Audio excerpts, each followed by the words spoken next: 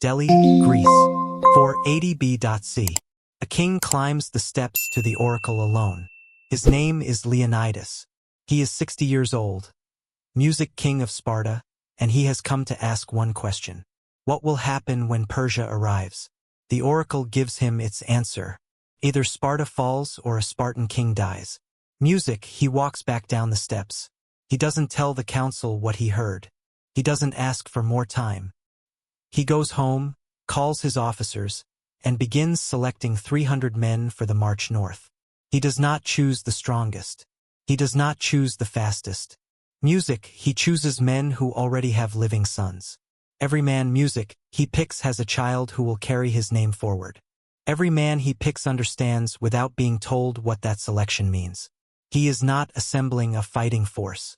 He is assembling men who are already gone. 3 weeks later, 300 Spartans and several thousand allies are standing in a narrow coastal pass called Thermopylae. In front of them, the largest invasion force the ancient world had ever seen. What happened in that pass over the next 3 days changed the ancient world forever. Music. This is what it actually took to stand there. Before a single Persian soldier reached Thermopylae, their king had already ordered the sea whipped. A storm had destroyed his bridges across the Hellespont, the narrow strait separating Asia from Europe. 2 pontoon bridges nearly a mile long each, built from warships, lashed side by side and planked over with timber and soil. Months of engineering, destroyed overnight by weather. Xerxes' response was not to rebuild and move on. He ordered 300 lashes delivered to the water for defying him. His men stood at the shoreline and whipped the sea until they had counted music. Every stroke. Then he built new bridges. That is the man who was marching toward Greece. To understand why, you have to go back 10 years. Xerxes' father Darius had already tried to crush Greece. His army landed at Marathon in 490 B.C. His navy controlled the Ion. The Greek city-states were divided, fractured, and weak. By every calculation, Greece was finished. Athens beat him anyway. An outnumbered Athenian force ran straight at the Persian line and broke it. The Persians retreated. Darius spent the rest of his life rebuilding music for a second attempt. He died before he could finish it. His son inherited everything: the army, the empire, the ambition, and the grudge. Xerxes did not approach the second invasion the way a general thinks about a campaign. He approached it the way an music empire thinks about a correction.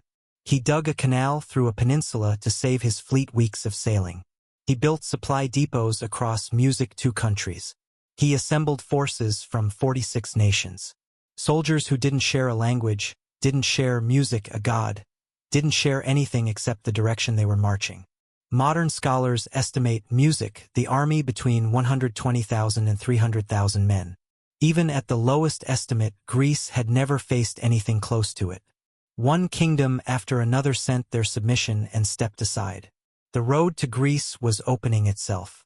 Xerxes barely needed to fight. But at the end of that road, 2 cities were still standing, and they had already decided what they would do when he arrived. When Leonidas marched north, Sparta was celebrating. The Carnia, a sacred festival honoring the god Apollo, was underway, and Spartan law was absolute on this point. No military campaign could begin during a sacred festival. No exceptions, no debate.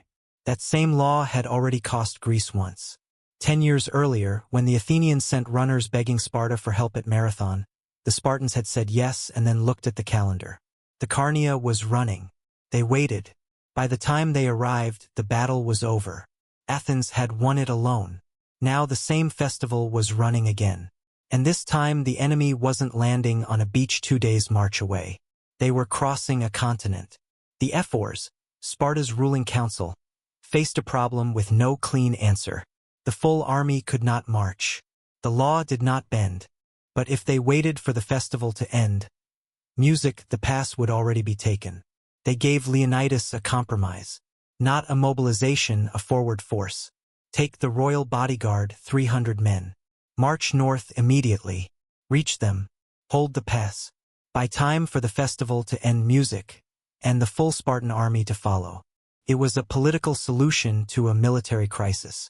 And Leonidas understood exactly what it meant because he had already been to Delhi. He marched music. Anyway, as the force moved north through the Greek countryside, allied contingents fell in beside them. Thespians, Chians, Phocians, Corinthians, Arcadians, city-states that understood the same arithmetic Leonidas understood. If the Persian army reached southern Greece, there would be no southern Greece left. By the time the force reached the pass, it numbered over 7,000 men, not 300. The 300 Spartans were the spine. The others were the body around them. They entered the pass, rebuilt the wall, and took their positions at the middle gate. 7,000 men standing between the largest army on earth and the rest of Greece. The hot gates were closed. Thermopylae means hot gates, named for the sulfur springs that push up through the ground there. A smell like something ancient and volcanic, like the earth reminding you it was here before you and will be hereafter. In 480 BC. The pass was a narrow corridor squeezed between a cliff wall on one side, music, and the Malian Gulf on the other. At its widest point, barely 100 music.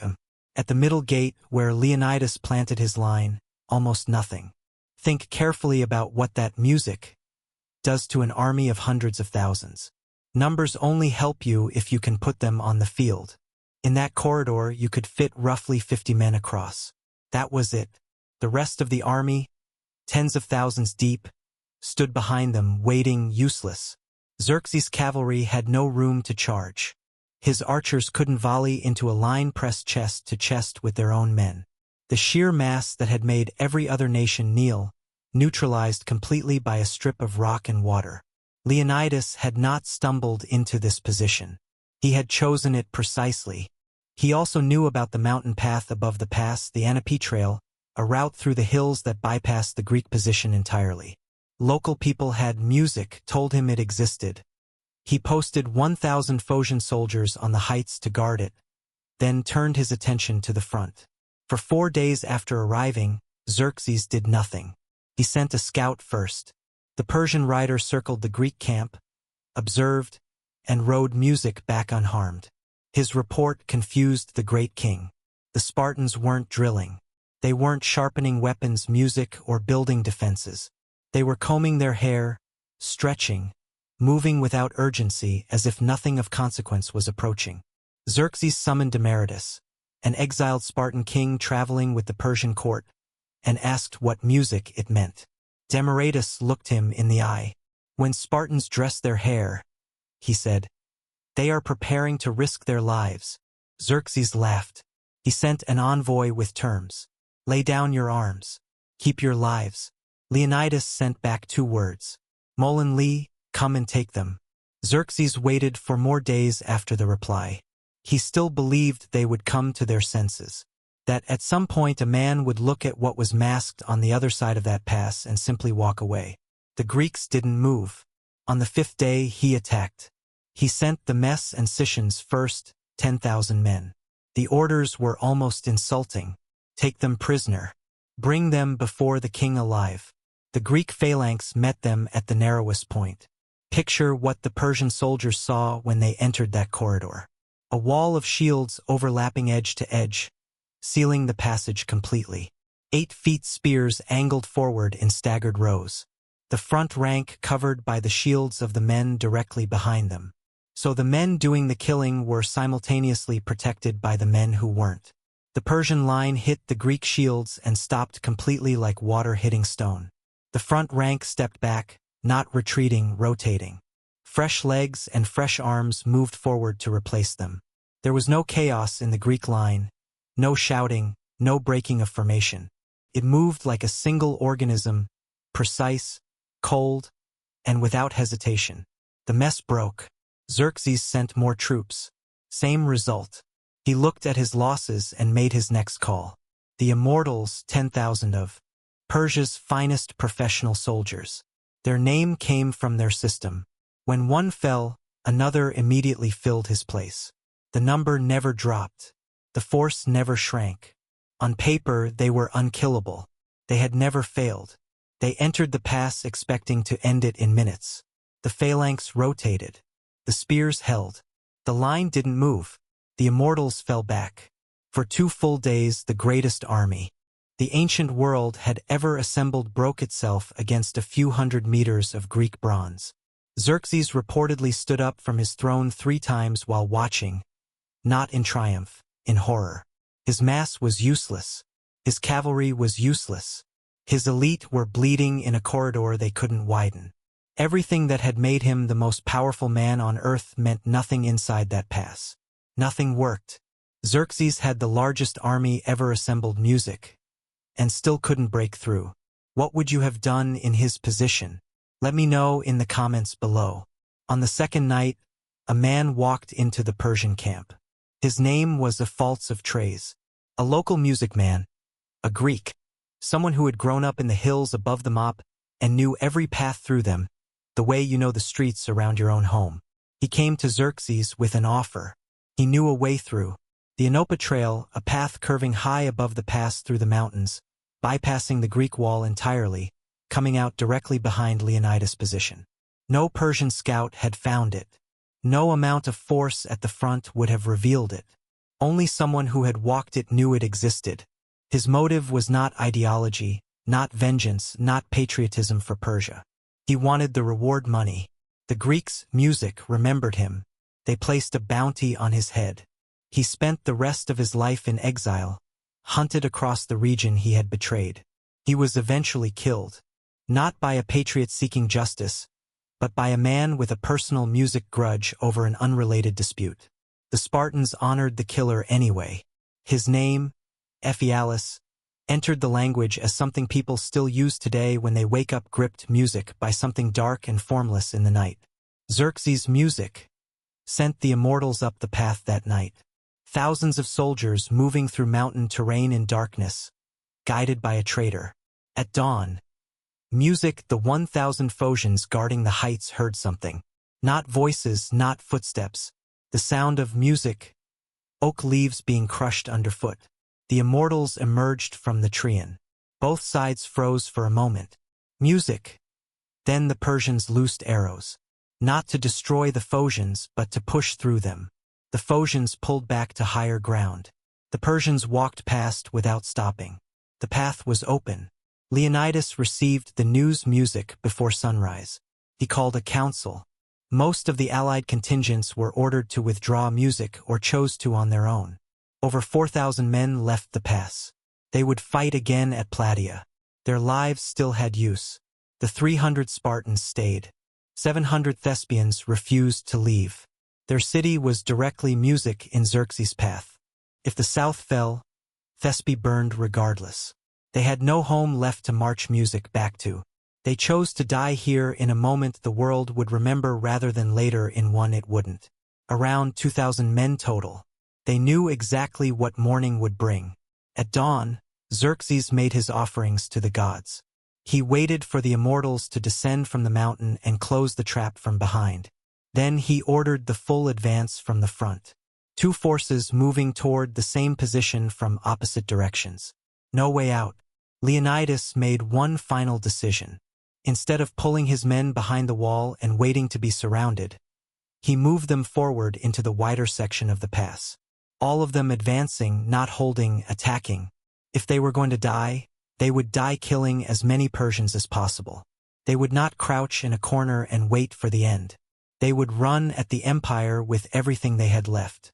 The Greeks pushed forward with such force that Herodotus records 2 of Xerxes' own brothers died in the fighting, cut down music in the press of men, lost in the same corridor that had swallowed thousands before them. Leonidas was killed in that advance. Music shot by Persian archers deep inside the enemy line, far beyond the wall he had been sent to hold. What happened next was one of the most ferocious passages in ancient military history. The Greeks fought to reclaim his body. They drove back the Persian line 4 times. 4 times they pushed into the enemy formation and music took him back. Spears broke. Men kept fighting. Swords were drawn and used until they were music gone too. And then, Herodotus writes this plainly, music without dramatization. They fought with whatever their bodies could still do. Historians who have studied this battle say what happened. On that hill in the final minutes was no longer a military engagement. It was something older and more desperate than that. The immortals closed from the rear. The remaining Greeks, Spartans, music and Thespians together fell back to a small hill behind the wall. Xerxes gave the final order. Persian archers covered the hill from every angle until the ground went still. Theop was not a Greek victory. The pass fell. Xerxes marched south. Athens was evacuated and burned. The Acropolis looted and set on fire. By every military measure, this was a defeat. The ancient historians said it. The modern scholars agree. But something happened in that pass that the numbers don't capture. Xerxes was so furious at Leonidas that after the battle he ordered his head cut off and his body crucified. Music Persians did not do this. They honored brave enemies as a point of cultural pride. The fact that Xerxes violated his own custom tells you everything about how music deeply those 3 days had wounded him. The army that had never been stopped, that had crossed a continent and whipped a sea for defying it, had been held for 3 days by men who were already dead when they arrived. That is what moved through Greece in the weeks after the pass fell. Not just news of a defeat, a story. The story of a king who went to Delhi, heard his death sentence, and marched north anyway. Of men chosen because their sons existed. Of a line that didn't break until the mountain gave music it away. City-states that had been ready to submit changed their calculations. The Athenians who had burned their own city rather than let Xerxes have it intact. That decision was made easier because Thermopylae had happened. 6 weeks later, the Greek fleet lured the Persian navy into the narrow music strait at Salamis and destroyed it. The same logic Leonidas had used at the Hot Gates. Same geography, different water. Thermopylae didn't music save Greece, but it gave a civilization the story it needed to believe it still could.